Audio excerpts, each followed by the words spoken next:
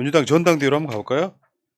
7월 29일 날이 당대표하고 최고위원 예비경선, 소위 컷오프가 있는 날이에요. 네. 며칠 안 남았네.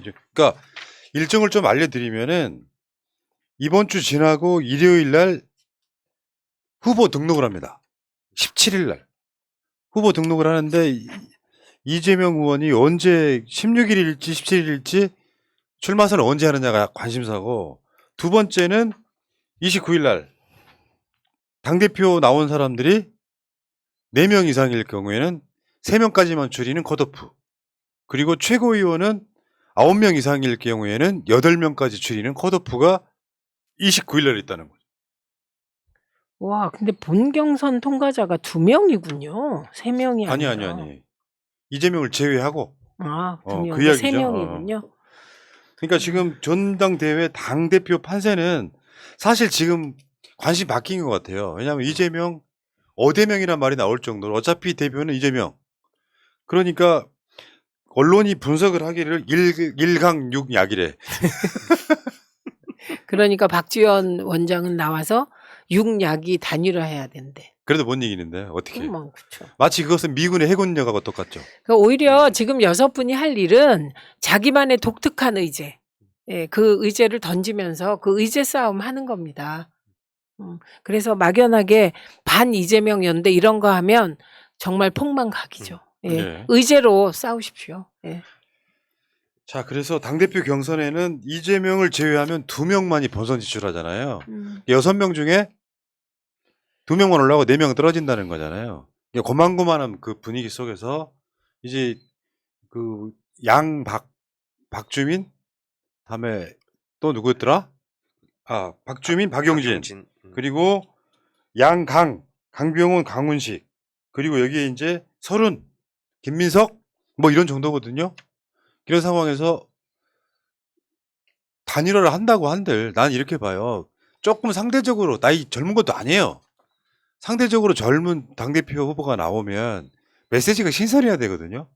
그러니까 제발 다시 부탁드리는데 이러이러한 이유로 이 사람 당대표 나오면 안 돼가 자기 메시지가 되면 안 됩니다. 어쨌건 간에 상대적으로 신선한 내가 이 당을 젊게 바꾸겠다, 개혁하겠다, 이 메시지가 서로 부딪히면서 경선이 재밌어져야 되는데 넌 나가지 마 같은 메시지는 낼 필요가 없는 거죠. 그러니까 이제는 뭐 6명이 나오는 거잖아요. 그런데 예를 들면 지금 젊은 의원들이 나왔다고 하지만 이분들이 당권을 잡고 개파 청산하겠다는 얘기를 믿는 사람 한 명도 없어요. 왜냐하면 다 어딘가 소속된 개파의 대표성을 가지고 나오기 때문에. 네. 그래서 중요한 건 그 단계에 머무는 게 아니라, 예를 들면 A라는 의원이 나는 무조건 당을 통합하겠다. 그럼 난 통합 의제로 가겠다는 거예요. 그러면 그 질문하고 싶어요. 그런 분한테. 그러면 대선 때 윤석열 찍은 당원들이 아직 민주당에 있는데 그분들도 통합 대상입니까? 라고 묻게 되잖아요. 네. 그래서 새로운 토론거리가 생기는 거예요. 그게 뭐 뜨겁게 벌어지겠죠. 사실은. 네. 통합도 원칙 있는 통합이 돼야 되니까. 그 다음에 더 좋은 미래가 여러 가지 그 한 달에 한 번씩 무슨 정책 제안을 냅니다. 그러면 그 대표성을 가진 강훈식 의원 같은 경우는 부동산 문제를 어떻게 풀 거라든가 뭐 이런 정책 대안을 우선 던져야 돼요. 근데 그게 아직 안 나오고 있기 때문에 이게 사실은 내용도 그렇고 형식은 이재명 나오지 마라 이걸로 한 달 거의 한 달 그렇죠. 반을 끌었기 때문에 민주당 전당대회 자체가 시작도 하기 전에 김부터 빼고 시작하는 그런 격이 됐습니다. 저는 이렇게 생각해요. 당대표 감이 따로 있는 건 아니에요. 음. 예를 들어 황희두가 나가서 당선될 수도 있는 거예요. 그럼요. 그게 이준석이잖아요. 네, 굳이 말하자면. 네, 근데 문제는 이제 캐릭터가 다 여러 가지인 거예요. 체급 올리기형 출마 이런 것도 있고, 그리고 어떤 경우에는 실제로 나가고 싶어하는 사람들을 대리해서 나온 것 같은 캐릭터의 후보도 있는 거예요. 그리고 이제 이런 상황이 벌어지면 무조건 출마하는 프로 출마로도 있는 거예요. 근데 이거를 언론들은 이제 반 이재명 경선을 만들기 위해서 야 니들이 힘 합치면 이재명 이길 수 있어 같은 그 메시지를 계속 내는 거고요. 네. 근데 우리가 이제 여론조사의 함정에 빠질 수 있는 건, 여론조사 해봤더니 이재명 지지율이 30.9더라. 그러면 우리나라 국민들 다수는 지지 안 하는 거야? 민주당 지지층으로 보면 7, 80% 나오니까 그 지점은 이거는 아마 우리 저 중앙위원, 컷오프하는 중앙위원들도 대세를 거스르긴 힘들 거예요. 예를 들어서 29일 날 컷오프가 있는데 이재명 떨어진다고 생각해봐요. 그럴 일이 없겠지만. 근데 민주당이 현존하는 시스템으로는 그게 가능할 수도 있다는 게 저는 가장 큰 약점이라고 생각해요. 저는 안 그럴 것 같아요. 그러니까 그럴 리 없겠지만 네. 혹시나 그렇다면. 그렇다면 민주당 문 닫게 될걸요? 내 저는 말이, 이건 뭐 그렇게 될 거라고 생각합니다. 그러니까 이제 그 중앙위원들이 다 현역 국회의원, 뭐 지역위원장, 시도당 위원장 뭐 이런 사람들이잖아요. 이런 사람들이 갖고 있는 그 보수성, 그리고 우리 생각보다 기득권들 속에 그 계파에 놓여져 있는 사람들이 굉장히 많아요. 그리고 지금 민주당은 이번에 어떻게 봉합해서 전대루를 이렇게 가지고 가지만 국민의힘보다 개혁에서 뒤떨어진 기득권 중심의 전당대회 룰을 유지하려고 했다는 점에서 이건 두고두고 흑역사로 남을 겁니다. 네. 네. 자, 그리고 이제 이런 측면도 있어요. 대세의 흐름은 출마 선언하는 분들 다수는 소위 말하면 이제 이재명과 친하다고 하는 걸 파시는 세일즈 하시는 분들이 꽤 많이 있는 편이죠. 그러니까 당대표는 이재명인 게 확실해졌는데 최고위원으로라도 이재명을 견제할 수 있는 사람이 필요해. 이제 요 세일즈 하는 쪽 또 그 측이 있는 거예요. 아니 무슨 이재명 당대표가 된다면 무슨 이재명 당대표를 견제해요?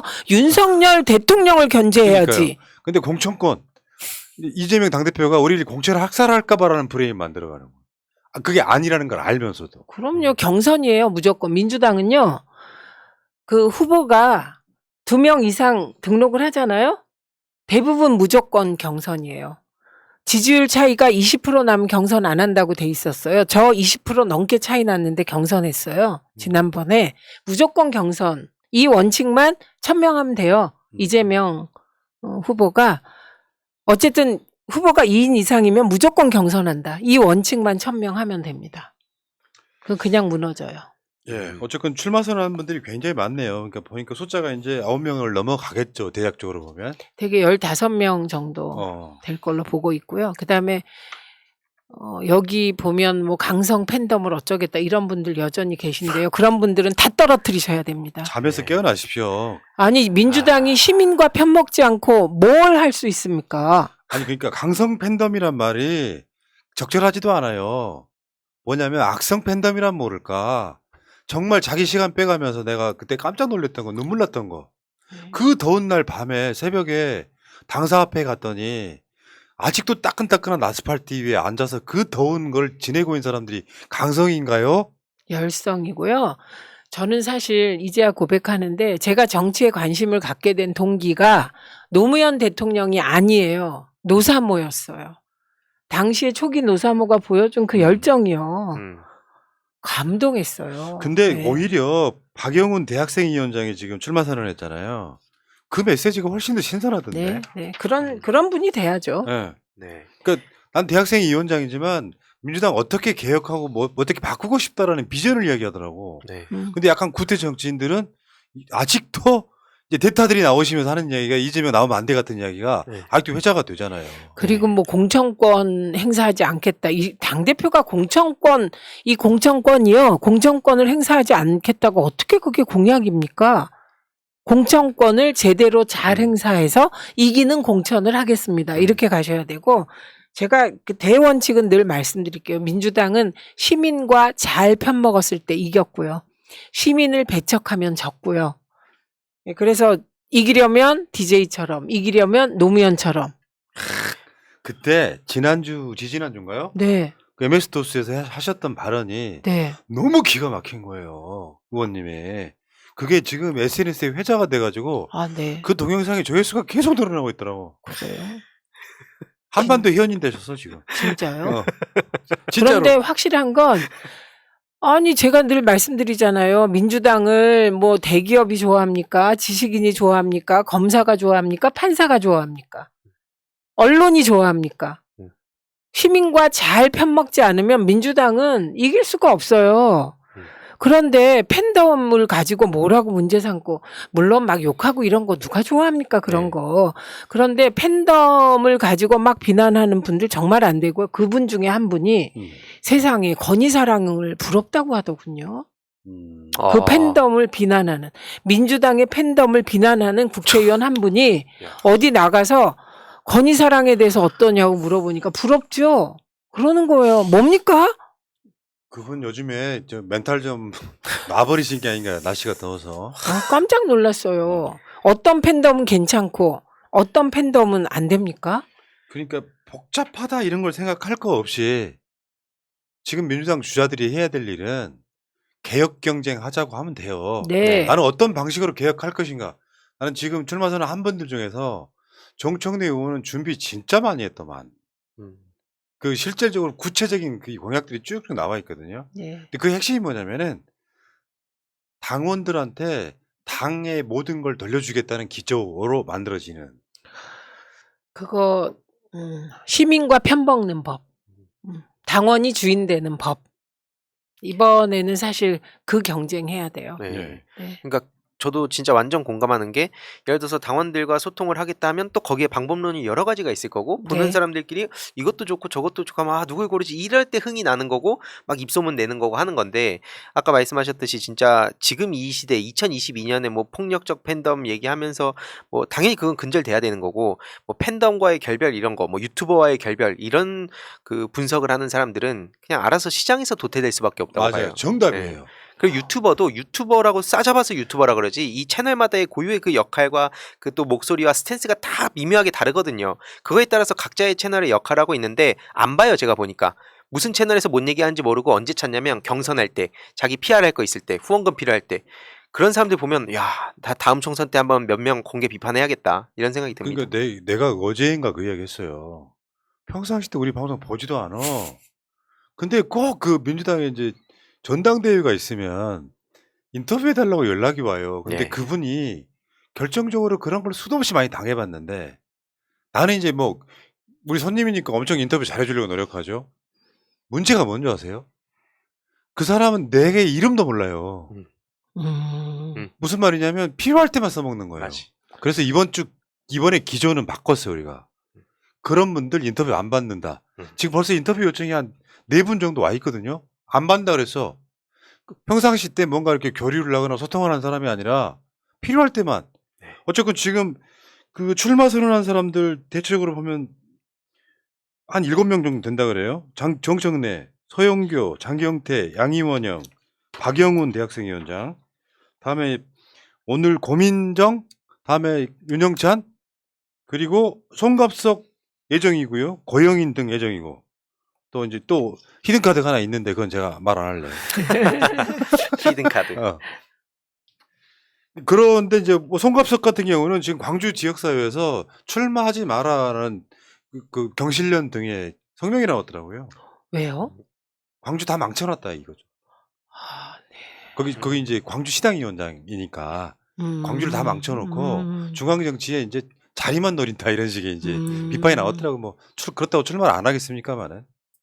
지금 관전 포인트는 이재명 당대표 되는 포인트보다는 나머지 2명 누가 올라가느냐 첫 번째. 네. 그리고 29일 날 컷오프에서 누가 떨어지느냐. 개혁적 후보가 많이 떨어지느냐 아니냐도 관전 포인트인 거고, 만약에 새로 뽑힌 지도부는 다음 총선 때까지 관련해서 당원들의 비중을 늘리는 상당 부분을 개혁을 해야 될 거예요. 이거는 임시적으로 봉합한 거잖아요. 이 룰은. 네. 그 정확히 얘기하면 중앙이 100% 컷오프가 얼마나 기득권적으로만 작동하느냐가 궁금하신 거죠. 예, 우리가 이럴 수 있잖아요. 중앙이 100% 컷오프 하면 계파별로 나눠 먹기를 할 것 같은데, 그렇지 않더라, 결과는. 이렇게 되면 그나마 욕을 덜 먹겠죠. 자, 우리는 기대하고 있습니다. 민주당이 개혁을 해서 아직도 국회 많이 남아 있잖아요. 170석이. 그 170석의 의석을 갖고 못할 건 사실 없거든요. 우리가 항상 하는 말이에요. 적법한 절차에 의해서 행정부의 수장인 대통령을 끌어내린 것도 국회의 힘이에요. 못할 건 없는 거죠. 문제는 대장이 문제인 거예요. 지도부가 문제인 거예요. 잘못하고 있는 뭐 정부나 정권한테 집권 초니까 허니문 기간이니까 마음껏 알아서 하십시오. 마치 새날이 최민희 의원 대하듯 하고 싶은 말 다 해. 그렇게 하면 안 되고 잘못 가는 건 초장부터 막아줘야 되고요. 그게 물리적으로 힘들면 법을 정해서 막아줘야 되고요. 민주당도 강성 당원 이런 식의 프레임을 깔 게 아니라 어떻게 하면 당원들의 목소리를 더 잘 많이 받을까? 강성 당원 말도 안 되는 걸 주장하는 사람들 받자는 사람은 아무도 없을걸요. 예. 바람직한 거를 주장하는 사람들은 받자. 하다못해 민주당 당원들이 언제 최고위원들이랑 정기적으로 만나는 장면이 있었습니까? 그러네요. 없었잖아요. 네. 그런 자리도 만들어서 당원들 다 모여가지고 축제하듯이 뭔가 당에 대한 이야기 좀 듣고 어쩔 때는 토론도 하고 그러면서 당 발전시키는 거고 앞으로 이 검수 완박 그러니까 검찰 정상화법도 지금 사개특위가 만들어져야지 두 개 수사권을 회수할 수 있는 거잖아요. 이걸 어떻게 할 건지 같은 것들을 정치인들이 당원들 앞에서 약속을 해야 그 일정 패대로 움직이는 거지. 당원들은 따로 유튜브나 보고 있고 지도부는 자기들끼리 무슨 비대위 회의 같은 거 하고 있는데 아무도 안 봐. 그러면 이게 소통이 되고 있냐고요 지금. 그러니까 시민과 편먹는 법, 당원과 함께하는 법에 대한 구체적 계획과 비전을 제시하라. 네. 이게 기본이에요, 기본. 이건 기본이고 그리고 이기려면 제가 DJ처럼 노무현처럼 얘기하잖아요. 이해찬처럼 그 구체적인 방법 어떻게 해서 이겼냐를 보면 돼요. 네. 그래서 이깁니다. 그 진짜로 따라하면. 진짜로 자기 책을 올리는 방법은 이미 어떤 경지에 올라간 사람을 끌어내리는 목적으로 출마를 할 게 아니라 네. 그러면서 자기 책을 올리려고 출마를 하는 게 아니라 상대적으로 젊은 사람인데 컨텐츠가 신박하네. 진짜 저 사람이 당대표 되면 민주당 개혁 되겠네. 이 컨텐츠를 내라는 거예요. 당대표건 최고위원이고. 네. 안 되겠습니다. 그냥 새날 들으세요. 근데 새날 보는 국회의원 내가 알고 있기에 10여 명 안팎이에요. 맞네. 근데 나는 전현직 국회의원들 대충 세봤더니 한 120명 돼요. 새날 나온 적 있는 사람들. 전현직 포함해가지고. 근데 나오고 나서 안 본다 문제는. 그게 문제지. 자, 알겠습니다. 우리가 민주당 전당대회를 저는 축제로 만들어야 된다고 생각합니다. 즐겁고 행복하게 당대표가 뽑히는 순간 지도부가 뽑히는 순간 민주당은 황골탈퇴할 거다라는 기대를 줘야 되는 거예요. 네. 알겠습니다. 의원님 하고 싶은 말 좀만 더 하세요. 저요? 방금 생각난 그 말. 진짜 해도 돼요? 그런 거. 제가 생각난 건 딴 거 아닙니다. 지금 되게 비상한 시기입니다. 제가 왜 자꾸 DJ 그러냐면 지금 민주당의 한반도 평화론도 DJ의 4대 강국 보장론과 6.15 선언까지 거기서 멎어 있어요. 지금 그 이상의 고민이 필요한 때거든요. 예. 미국의 세계 전략은 신냉전으로 가서 중국을 제압하겠다는 일국 전략이고 중국의 세계 전략은 북미, 유럽 그리고 동북아가 하나로 묶여서 뭔가 해보자 이런 전략이 부딪히고 있거든요. 미중 간에.